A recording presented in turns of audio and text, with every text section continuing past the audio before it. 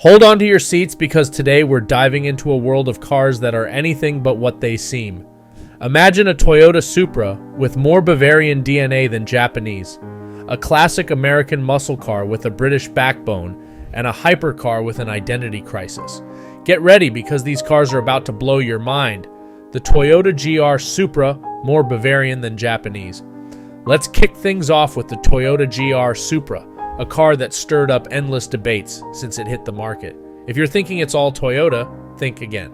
This Japanese icon is hiding a secret that leads straight to Germany. That's right, the Supra is basically a BMW Z4 in disguise. For starters, let's talk chassis. Pure BMW engineering. The engine? A BMW straight 6, no question. And the interior? If you've ever been in a BMW Z4, you'll get major deja vu stepping into a Supra. Everything from the key fob to the iDrive system screams BMW. But it doesn't stop there. Pop the hood and you'll see even more Bavarian craftsmanship. Look closely and you might catch BMW badges peeking through. And here's the kicker, even the VIN tags this car is a BMW product. Sure, Toyota did some tweaking to the suspension and handling, adding that signature Japanese touch, but let's be real. This car is a BMW Z4 in a Toyota body. So is the Supra still a Toyota legend? Or has it been unmasked as a German imposter?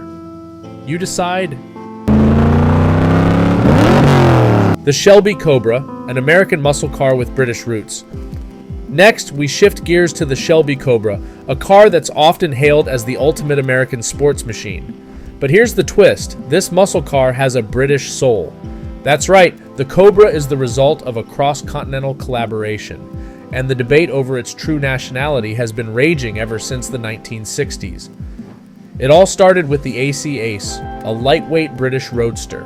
When AC cars lost their engine supplier, the car's future looked bleak. Enter Carroll Shelby, a Texan with a vision. He proposed a deal to AC. I'll supply you with Ford F8S, and you can turn that nimble British roadster into an American powerhouse. The result? The Shelby Cobra, a car with a British chassis and an American heart. But who really owns this car's legacy? The Brits built the shell and sold it in Europe as the AC Cobra. Meanwhile, Shelby and his team injected American muscle, tuned it to perfection, and turned it into a racing legend. So, is the Cobra more British or American? It's up to you. The Hennessy Venom GT, a hypercar with an identity crisis. Now, let's take a leap into the world of hypercars with the Hennessy Venom GT, a car that's all about raw speed and setting world records. But did you know that, according to the government, it's not technically a Hennessy? That's right, the Venom GT is classified as a modified Lotus Exige. Here's how it happened. John Hennessy decided to base his hypercar on the Lotus Exige chassis. Why? Because it was already crash tested and road legal, saving both time and money. But Hennessy didn't just add a bigger engine, he rebuilt almost everything. The Venom GT is 98% new, with only a few parts like the doors and windshield carried over from the Lotus.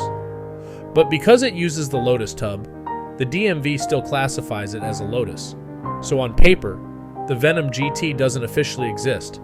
It's just a supercharged Lotus Exige. But when you've got 1,244 horsepower and world records to your name, you're far more than just a Lotus. Does the Venom GT deserve its own identity, or is it just a really fast Lotus? The choice is yours. Mad Max P1, a McLaren drift car. That's not quite what it seems. Let's switch things up with a McLaren P1 that's been transformed into a drift car. Sounds crazy, right? Well, that's because it is.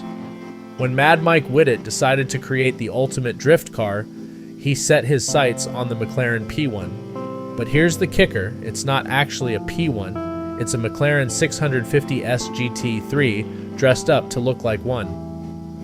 But don't get too upset just yet. The Mad Max P1 isn't just any drift car, it's a masterpiece. With a 1,000 horsepower Mazda 20B tri-rotary engine that spits flames like a dragon, and a custom P1 GTR shell widened with a Rocket Bunny kit, this car is pure adrenaline on wheels. Sure, it's not a true P1, But does that even matter when it looks and performs this wildly? Just watching this machine tear up the track is enough to get anyone's heart racing. So, is the Mad Mac P1 a masterpiece, or did it butcher a McLaren legend? You decide. Badge engineering. Cars playing dress up. Now let's talk about badge engineering, where car manufacturers take a model from another brand, slap their own badge on it, and call it theirs. Sometimes it works, and other times, well, not so much. Take the Dodge Hornet, for example. It's actually an Alfa Romeo Tonale underneath, but you wouldn't know unless you're a car enthusiast. Dodge did a decent job of making it their own, but then there's the Dodge Challenger that was actually a Mitsubishi Galant. Ouch, that one's a bit harder to forgive. And how about the Dodge attitude? This Mexico-only model was just a Hyundai accent with a Dodge badge slapped on. They didn't even change the logos inside. But Dodge isn't the only one. The Fiat 124, originally an Italian design, has been rebadged under many names: Seat, Lotta, Premier Padmini, you name it. It's the most rebadged car in history, and collectively, it's the second best-selling car in the world, right after the Volkswagen Beetle. Who knew a little Italian runabout could be such a global hit?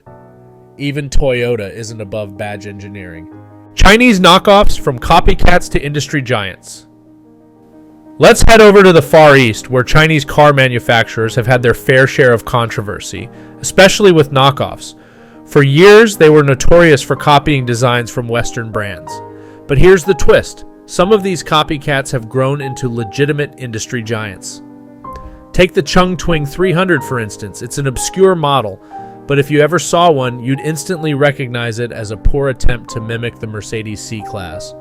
And the knockoffs don't stop there. The Zodi SR9 copied the Porsche Macan, the Geely GE tried to mimic the Rolls-Royce Phantom, and the Lifan 320 was a bad ripoff of the Mini Cooper. It's like a hall of fame for car counterfeits. But here's the surprise. Some of these companies have evolved from copying to dominating. Geely, once known for churning out cheap knockoffs, now owns Volvo, Lotus, and is the largest shareholder in Daimler, the parent company of Mercedes-Benz. Honorable mentions. Cars that aren't what they seem. Before we wrap up, let's have a little fun with some honorable mentions. These are cars that aren't what they seem. Can you guess what they really are? First up, the Dodge Journey. It looks like a classic American SUV, but underneath it's based on the Mitsubishi Outlander platform. It's like ordering a burger and finding out it's someone else's secret recipe. But hey, it's still a tasty ride, so no complaints. Next, there's the Opel Ampera. At first glance, it seems like a sleek European hybrid, but squint a little and you'll realize it's actually a rebadged Chevy Volt. The funny part? Opel was owned by General Motors at the time, so it's GM giving itself a fresh face. Talk about keeping it all in the family. And finally, the Aston Martin Signet. Now this one is a real head-scratcher, an Aston Martin city car. What's going on here? Well, dig a bit deeper and you'll find that it's actually a Toyota IQ wearing a very fancy suit. Aston Martin needed a small car to meet European emission regulations, so they took the tiny IQ, dressed it up with luxury trimmings, and called it the Signet. But no matter how you dress it, at its core, it's still a Toyota. And there you have it, some of the wildest, most unexpected cars out there, with a few surprises along the way. Hope you enjoyed the ride. Don't forget to like and subscribe for more deep dives into the world of cars, and leave a comment below with your thoughts. Which of these cars shocked you the most? Thanks for tuning in, and see you next time.